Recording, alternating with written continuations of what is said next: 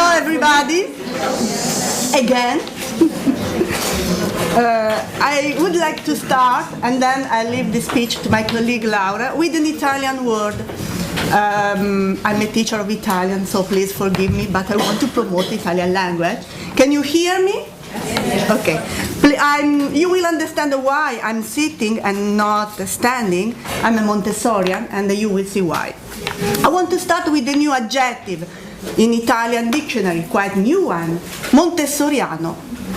Montessoriano comes from the name of Maria Montessori, an Italian lady, scientist, doctor, and pedagogist.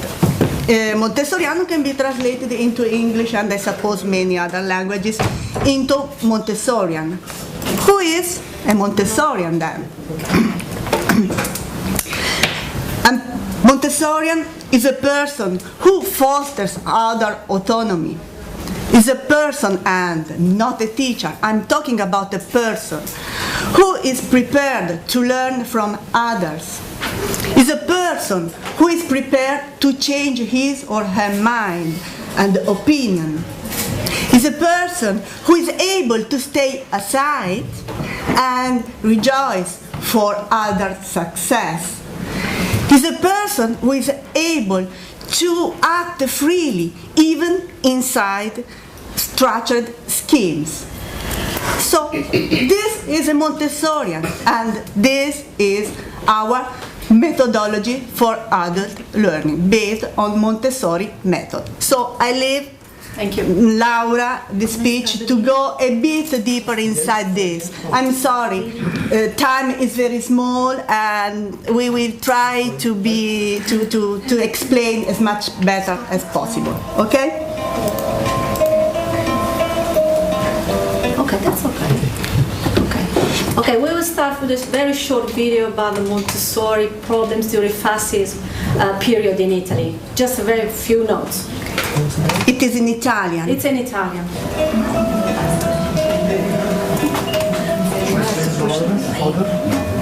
No, yes, it's not.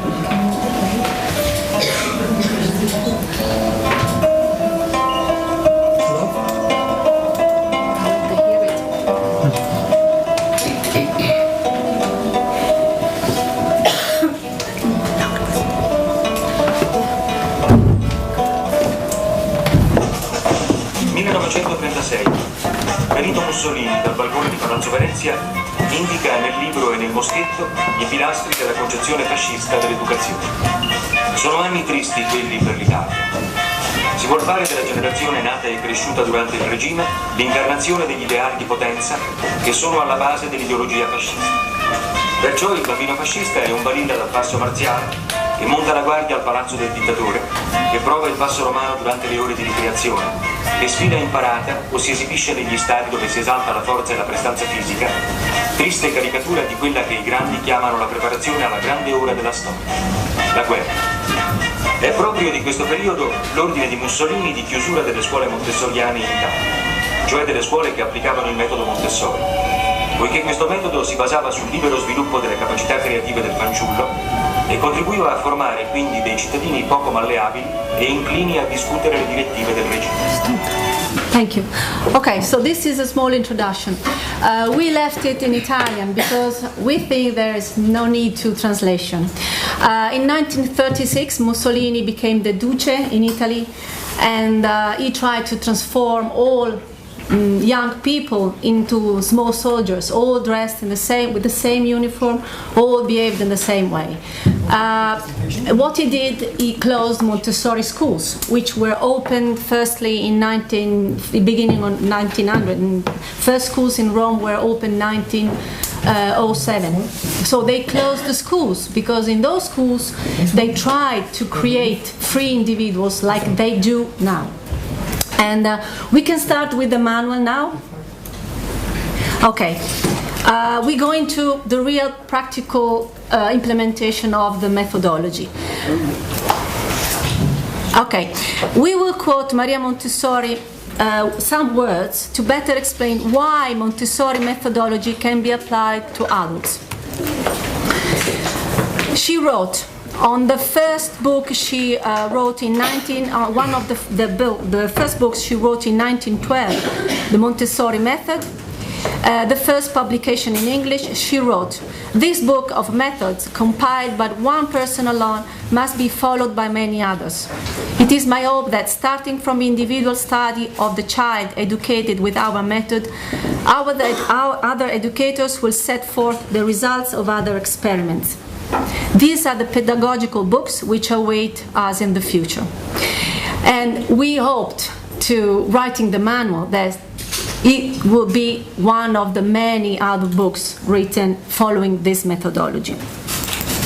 I just had few comments from some Montessori experts with children.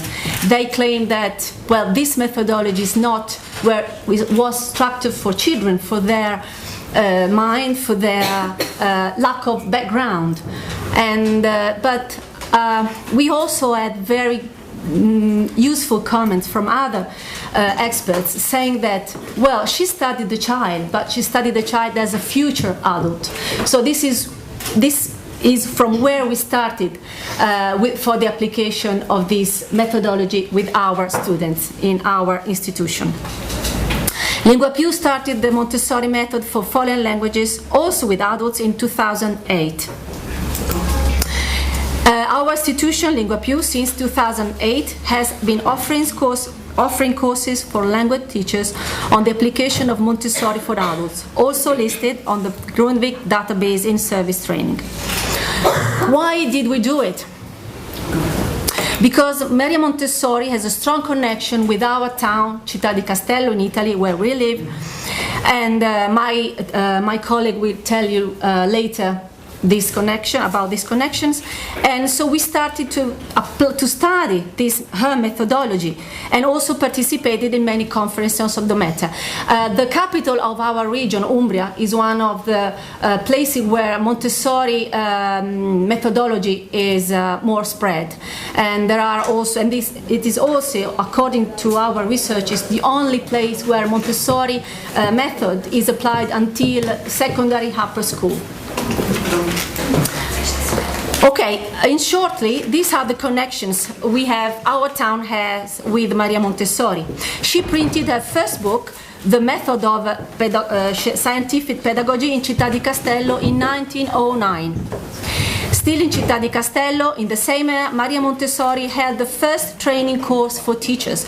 The picture you see here is the main entrance of the fantastic villa where she had the first course, and where we also hold our courses for teachers. Later, Maria Montessori started some primary schools in Città di Castello, two little country schools, where she applied the methodology together with her friends, the local Baroness Alice Franchetti. This terrace you will see, it's a fantastic terrace where you can see you can have a wonderful panorama of our valley, and you will see it later. Okay, my colleague Roberta and I, we started testing the basic Montessori principles in adult training because we needed to find new effective approaches for teaching adults. Those principles, the basic principles of Montessori method, match with our methodology, soft skills and teaching attitude. And also because studying her life and her works, Maria Montessori represents for us a model as a woman and an educationalist. How we did it? How did we start? We started studying and adapting the 12 Montessori principles. I think that my Dutch colleague will talk Polish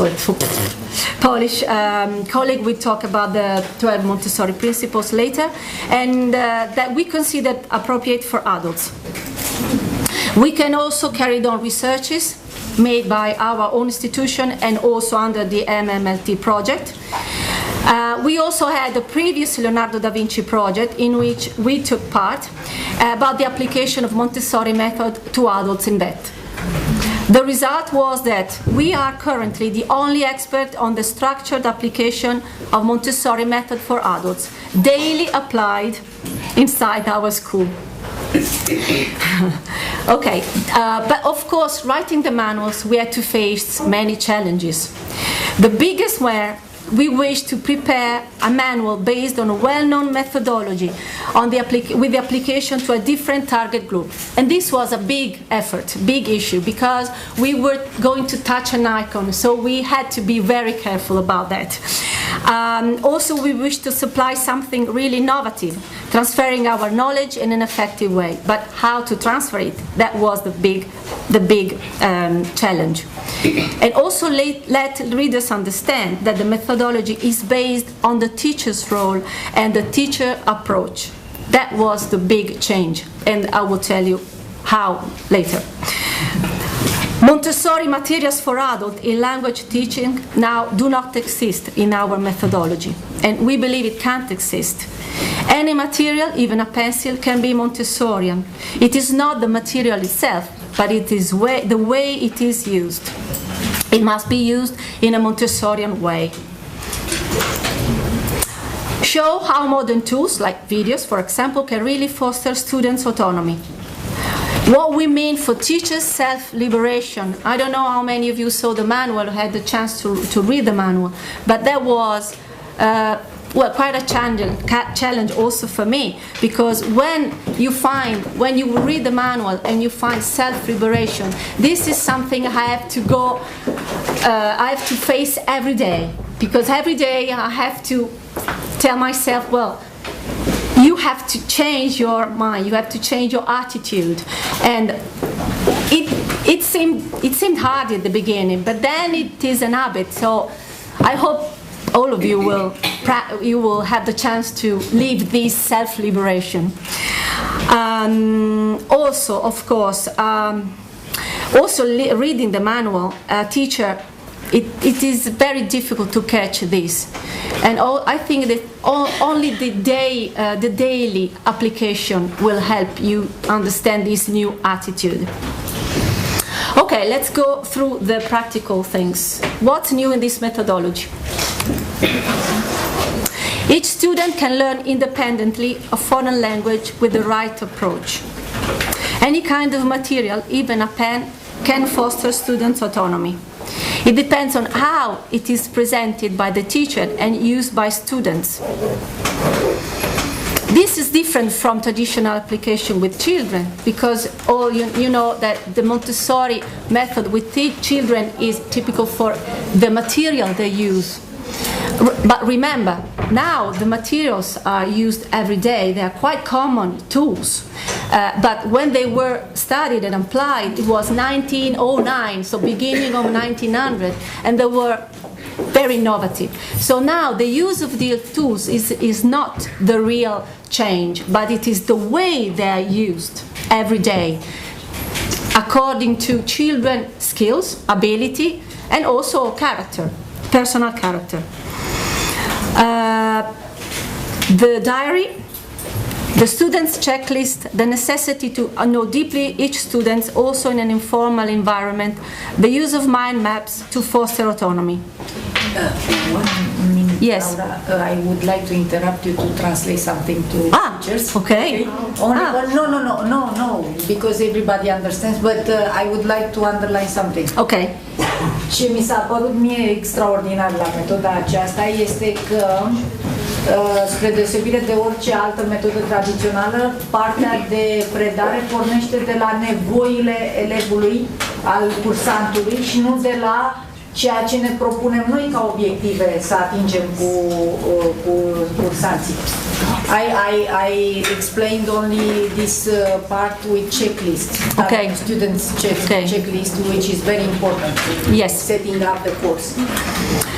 Yes, the student checklist is very important for them, because at the beginning they can fix their aims, their objectives, and during their learning path they can check it and recalibrate the course if it's necessary.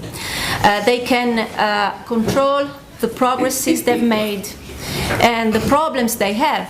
So in this way they cannot disappoint their expectations.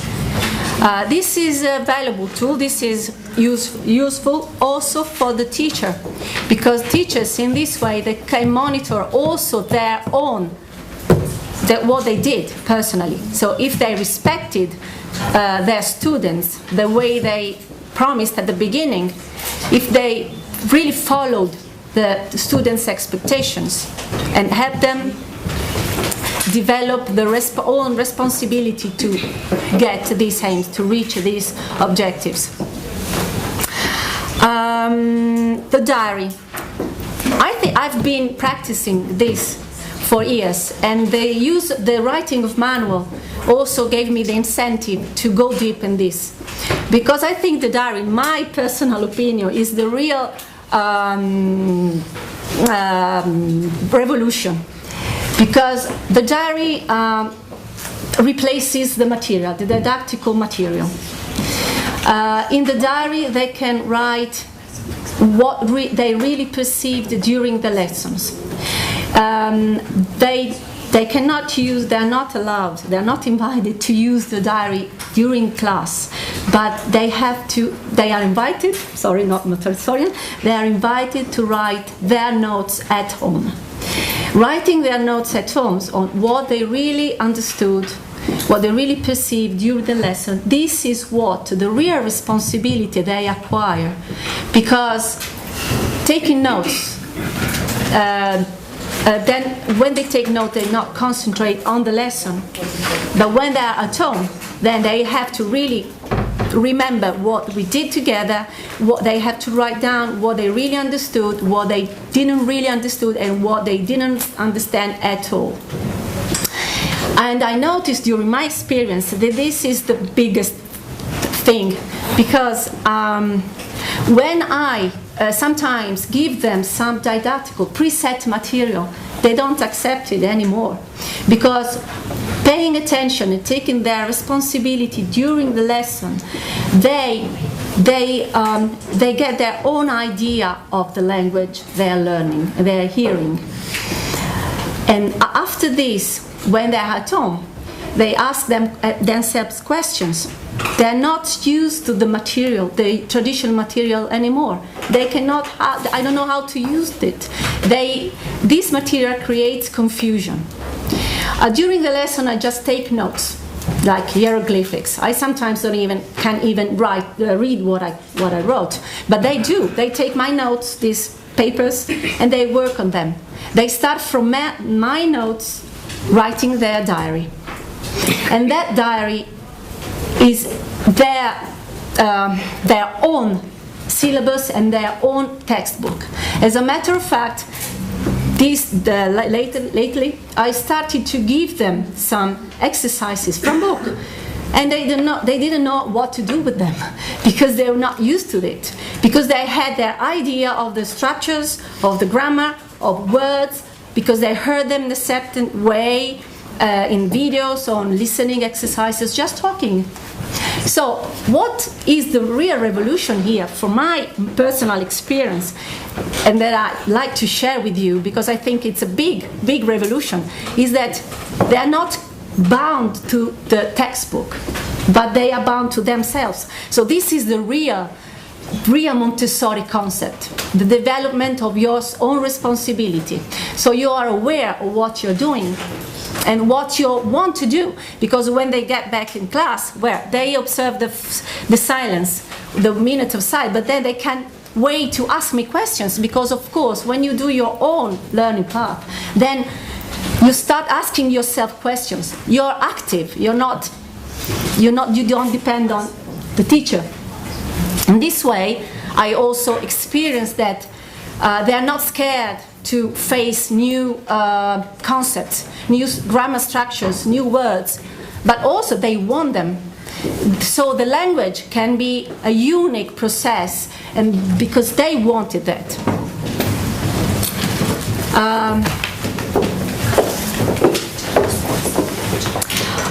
A last comment about the teacher as a facilitator.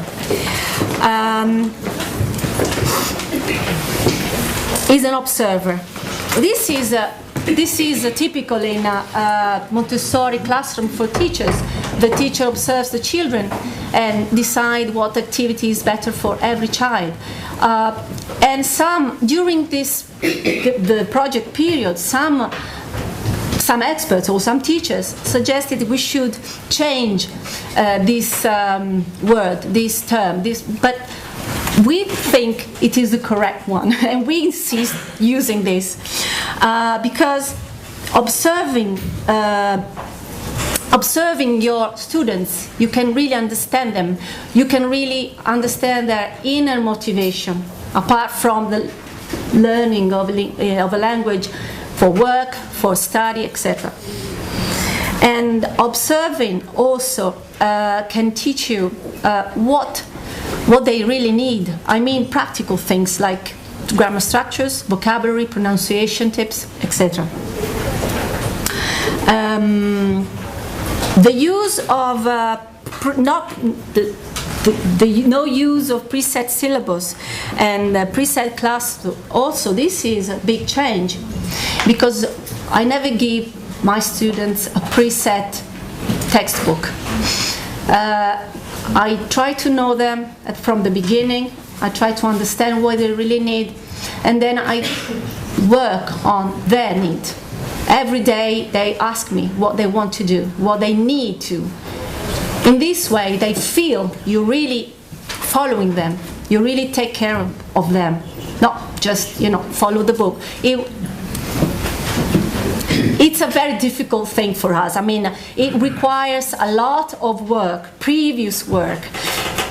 In the past, to prepare a lesson took me 5 minutes. Now it's longer, much longer, because my class is in my mind.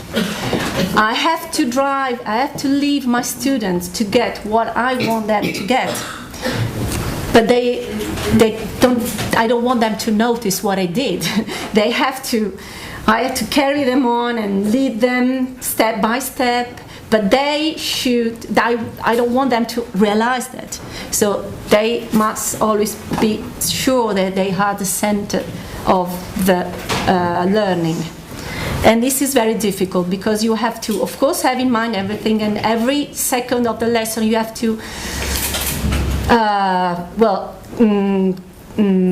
do you say, you have to you have to forecast, you have to know what to expect, or and so it's, for us, I tell you, it will be more work, but then it is, well, the satisfaction is very high. I got very, very good results from my students, and well, they appreciated it, and also they understand they got improvements in a short way, and they learn very fast a new language, because they find their inner motivation every day. They're responsible for what they want to be responsible for what they do. Ok, io ho finito. Stop. Yes. Posso chiedere se hanno domande? Do you have any questions?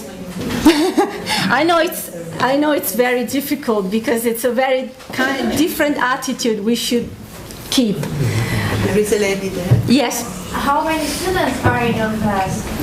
Oh, it depends. I got up to 25 students. And you know what happened? And this is the biggest surprise ever, because I noticed that everyone did their diary. And at the end of the class, at the end of the course, I had 25 different diaries. So this is the real personal textbook, because everyone perceived the lessons the personal way, and sometimes if they agree, we can share diaries, and so it's even more useful. And when at the end of the course, when they go through the pages, they will remember everything, because they have their own handwriting and they have own personal idea of what they had. How many sessions does the course have? Does the course have a number of sessions? Depends on the type of course. Depends on the hours. The curricula are the same. Yeah. This is just an approach. The level from the European framework is still the same. We didn't mean to change it. It's not to change the curriculum. I mean, you know that if you want to pass from a level to another one, it would take about 70 hours of study, more or less. So that's the same. Are your students at the same level? How do you select the students? We try to have the same level in the class, but it is not always possible. In languages, it's almost impossible. Yes. But of course, they're different in age, in background, in the profession. So, and that's a good. In the past, it was like a difficulty, but then now it's not, because they do their own, like according to their own skills and background. Yes? One question, how many hours do you have per week? Well, depends on the type of course. We can have once or twice or 3 times or every day. Yes, of course. For us, this How is all. many teaching hours? For us, this is also part of the Montessorian offer, let's say that. We never preset the amount of time per week. We never do that. We ask students to do that.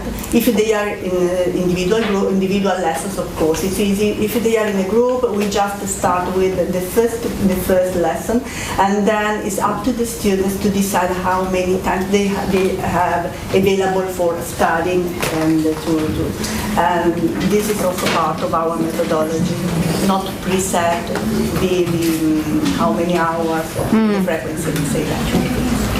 Thank you. And one more question. Do you use co-teaching? It is something specific to Montessori. I can't understand. Sorry? Co-teaching. Two or more teachers? Yes. Co-teaching, you mean co-teaching? Yes. What do you mean for co-teaching? More than one If teacher? there are Yes. more teachers Yeah. participating in the teaching process. Yeah. Yes. Every group has at least 2 teachers. And that's also a big job, because you have to interact, To coordinate, and the same vision, yes, and exchange opinions for the students, yeah. And there should be empathy between the teacher and the student. Yes. We have to have empathy. The lady here? Suppose a student came to you for pleasure, just to improve his language skills, and another student came there to pass the TOEFL test or the Cambridge test, which requires. Of course, it's a different. They wouldn't study together. They wouldn't study together. Okay. We start with the entry test to set up more, to have an idea of the level, but I'm talking about an idea because in languages it is difficult to have the same level. Also in your native language, it's difficult. Also, we ask them, we give them the chance to tell us what their expectation in many terms. Also and they won't study together. Even if they are at the same level, they won't study together. Remember that this method requires a lot of time. We wrote the manual, we did the piloting as Kostas, the coordinator, told you about, both online and face-to-face. And the online was 40 hours. We had direct contact with our teachers around the world for 40 hours, and it was just the beginning, because it's an approach that we have to live and experience day by day. Takes much longer than 40. Yeah. Ok, io ho fatto. Posso finire? No, you stay there. Ok. Who's Carmen? Who's next? Yes. Next. I just wanted to ask, yeah, it's okay. Grecia. Do you formally assess them? Sorry. I'm sorry. Do you formally assess them at the end of the course? I'm getting old, I can't hear anything. I'm sorry. Laura, did you... Ha detto se fai un formal assessment alla fine del corso. Sì. What do you mean for formal assessment? Test. I mean, are all the students aiming for some sort of qualification? Yeah, we do this just to make students happy, because in Montessori method, exams are not they don't used. But many of our students want to have a certificate, and for us, as we are a formal school, private but formal school, and if we issue a certificate, we need to submit exams, all kind of exams, to certify their level, because we have to use the framework level. Yes, we do, because they ask for. This is a deal between our methodology and what is required by the educational world.